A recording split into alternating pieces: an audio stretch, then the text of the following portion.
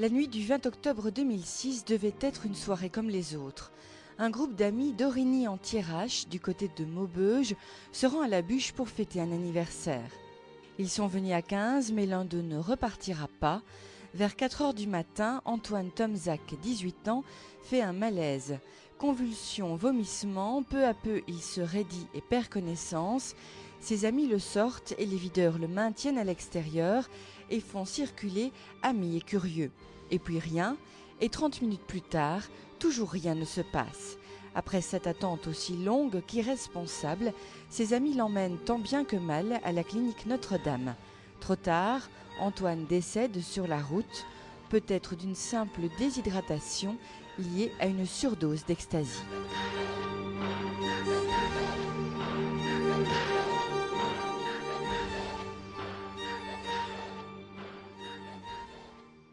Tout le monde s'amusait bien, tout ça, on buvait un verre, tous ensemble.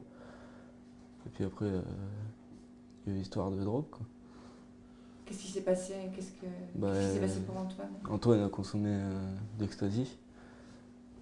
Et on a perdu de vue pendant 2 heures. Il est revenu et il était complètement défoncé, quoi. Après, donc, on a voulu sortir, les videurs nous ont vus. Ils l'ont pris, ils l'ont mis dans la sas d'entrée en premier. Après, moi, je suis reparti chercher les autres à la table. Et pendant ce temps-là, il l'avait mis dehors, à côté du chenil à chien. Et ils ont pas voulu appeler l'ambulance, tout ça. Donc on a pris nos responsabilités. Et on l'a emmené nous-mêmes à l'hôpital et il est mort dans la voiture en l'emmenant. Et entre les deux, il s'est passé au moins une demi-heure, voire 40 minutes. Et c'est le temps que je jouais en notre défaveur. Ouais, on aurait appelé les pompiers directement, on n'aurait pas perdu de temps comme ça. Son malaise, c'était quoi en fait? Il commençait à convulser, après il est moussé. Mais après j'ai pas bien vu moi, parce que les videurs voulaient pas qu'on approche, quoi. On nous disait de partir, qu'il n'y avait rien à voir, quoi. Et ils étaient à côté, les bras croisés, ils faisaient rien. Vous pensiez au début qu'ils attendaient les secours peut-être? C'est réflexe premier instant. Mais non, un copain m'a dit qu'il voulait pas appeler les secours, donc c'était lui qui l'emmenait à l'hôpital, quoi. Et en repartant, ils ont retiré le tampon de la boîte, à lui et puis au copain de la voiture. Avant de partir, ils ont retiré les tampons. Ils ont effacé les tampons? Les tampons de la boîte, ouais. Avant qu'ils puissent... Avant qu'ils quittent le parking. Ah bon? Ouais. Et après, ils l'ont emmené à l'hôpital et puis il est mort quelques minutes avant d'aller à l'hôpital, quoi. Sa famille a porté plainte pour coups et blessures, tu as été témoin de... D'un coup, ouais. Pour le mettre dans la voiture, il était tellement raide qu'ils n'arrivaient pas à rentrer dans la voiture. Et ils ont mis un coup dans le dos et il s'est explosé la tête contre le carreau. Il y avait du sang tout, de toute façon.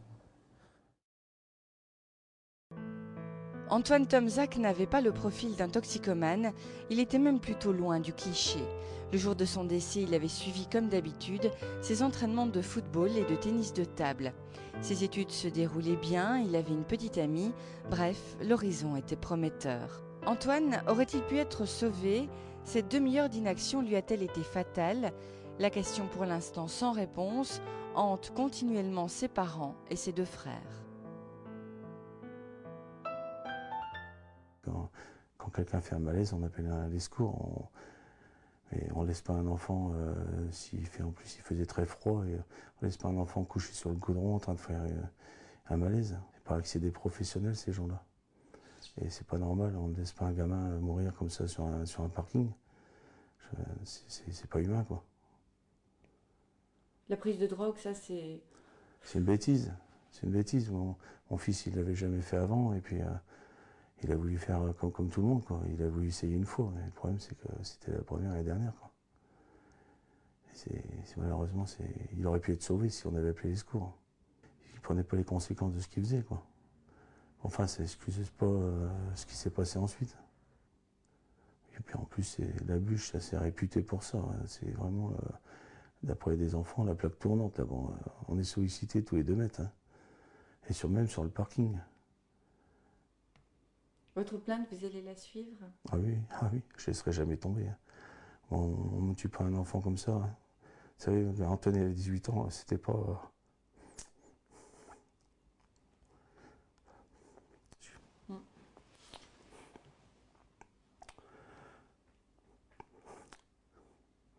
C'est pas facile, quoi.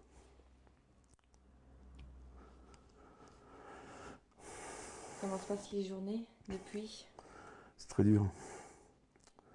Parce que je suis dans mon camion, là, j'ai le temps de ruminer tout ça, quoi. C'est pas évident. Ouais. On en veut un peu au monde entier, quoi. Pourquoi il a fait ça? Pourquoi ça nous arrive à nous? On sait pas. On était loin de penser à des choses pareilles, quoi.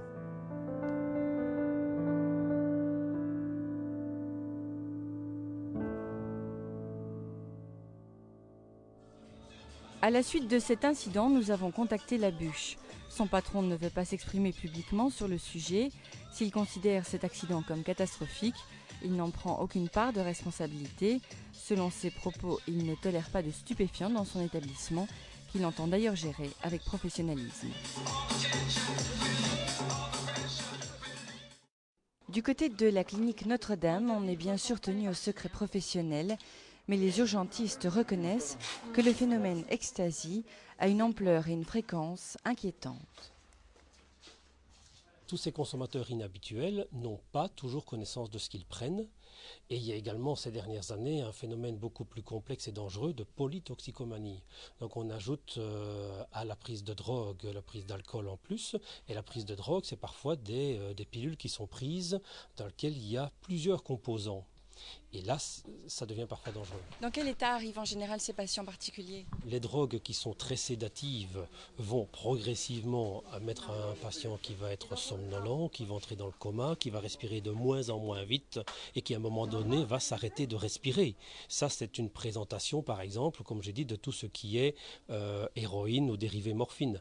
Par contre, tous ceux qui sont liés à la prise d'amphétamine vont entrer davantage dans un contexte d'excitation, de hyperkinésie, ils vont pas arrêter, ils vont rester tout le temps en mouvement, logoréique, vont avoir une tension très élevée, vont transpirer, vont respirer très vite. Et puis à un moment donné, cela est suivi aussi par une phase de descente dans laquelle ils peuvent également plonger vers un état de coma ou d'altération de l'état de conscience.